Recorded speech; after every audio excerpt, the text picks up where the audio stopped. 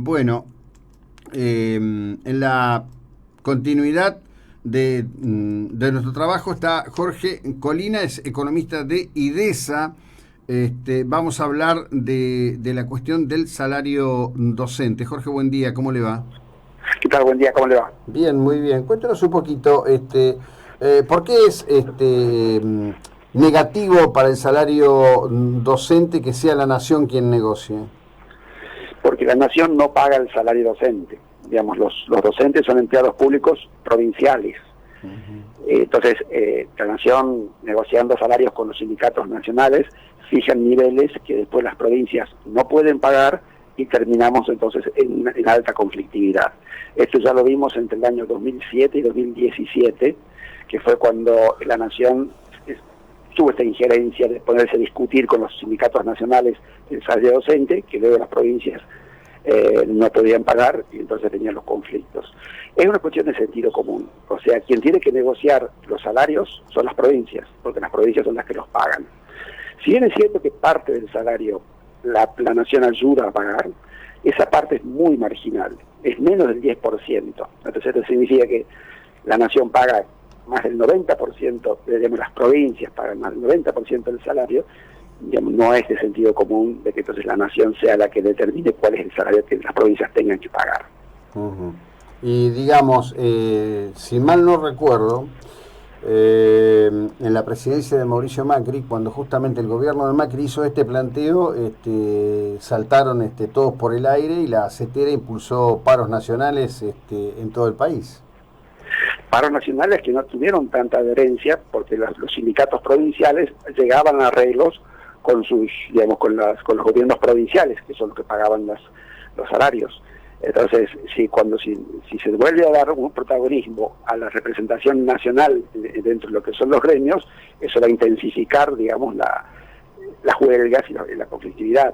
Cuando en el año 2018 se dijo la nación no va a discutir salarios porque son las provincias las que lo pagan, con lo cual son las provincias las que tienen que discutir, el nivel de intensidad de los conflictos entre las provincias se redujo. Bueno, sin embargo fue una caja de repercusión enorme desde la capital federal, ¿no?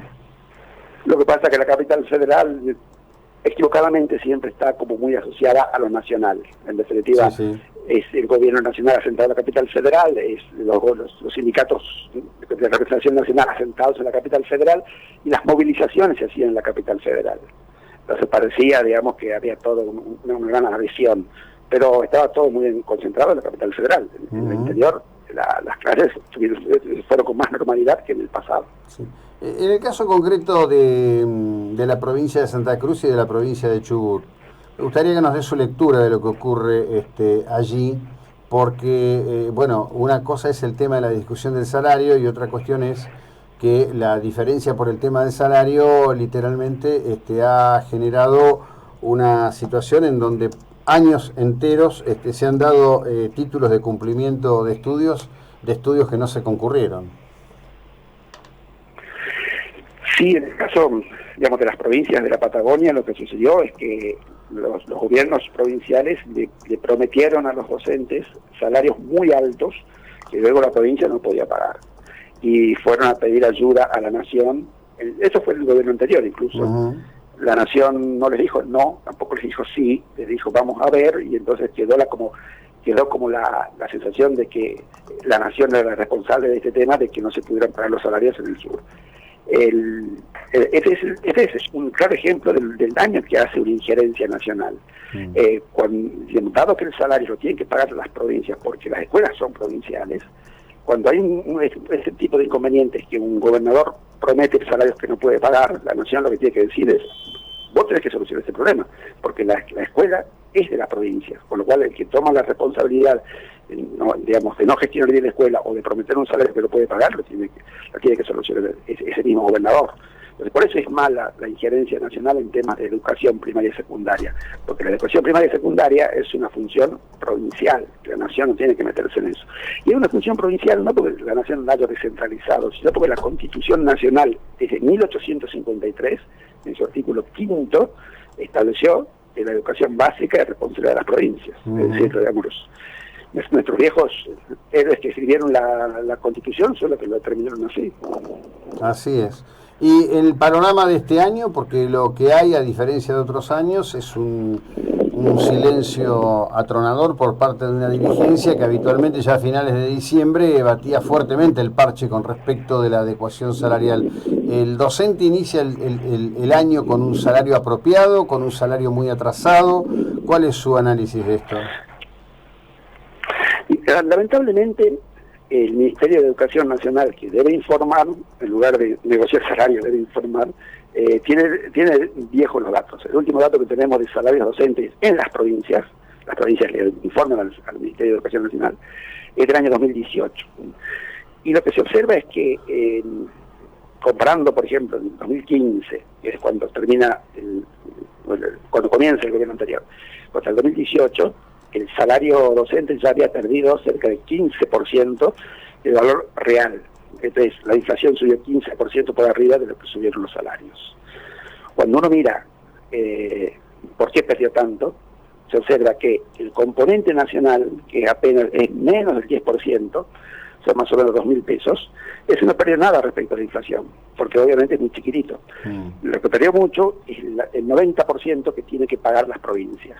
Entonces, ya en 2018 estamos viendo que las provincias no están pudiendo acompañar la inflación con los aumentos que ellas pueden dar. Y en el 2018 teníamos una inflación menor que la que tenemos ahora, por lo cual pensar que las provincias van a poder ganarle a la inflación porque eso sea una negociación que haga el gobierno nacional con los sindicatos nacionales es ilusorio. Las provincias no tienen recursos hoy para ganarle a la inflación. Y la nación tampoco tiene recursos como para darle a las provincias para que le paguen a los docentes para que le ganen la inflación. Si queremos recomponer el salario docente, lo primero que tiene que hacer la nación, en lugar de negociar salarios docentes, es bajar la inflación. Cuando tengamos una inflación mucho más baja, ahí entonces sí, las provincias podemos pensar en que van a tener espacios fiscales para recuperar el salario real docente. Pero primero hay que bajar la inflación. Bueno, bajar la inflación y tener una inflación sensata ayuda a tener una macro ordenada y eso favorece toda actividad, no solo la cuestión propiamente dicha del salario docente, ¿no? Es un beneficio para el conjunto de la sociedad. Desafortunadamente, tanto la actual titular de la FIP, aunque no tiene competencias directas, Marco del Pont, como Matías Culfas, son de los que creen que la inflación en realidad es un aliado del consumo, ¿no? Es como un predicamento bastante complejo que hasta ahora no termina de exhibir las virtudes que algunos pregonan. Ciertamente, es un predicamento bastante complejo y además entramos todos en una confusión. Usted bien dijo, con ordenamiento macroeconómico tendríamos una inflación más baja y todos estaríamos beneficiados. Ahora, ¿quién es el responsable de la macroeconomía? Es la nación. ¿Quién es el responsable de los salarios docentes? Son las provincias. Entonces la nación, en lugar de meterse a negociar salarios docentes, debería ocuparse por mejorar la macroeconomía para bajar la inflación y las provincias deberían ocuparse por mejorar el salario docente cuando la inflación baje. Sí, sí, claramente. Jorge, gracias, buena jornada, buen día, muy amable. A ustedes. Bueno, el economista Jorge de la Colina, seguimos.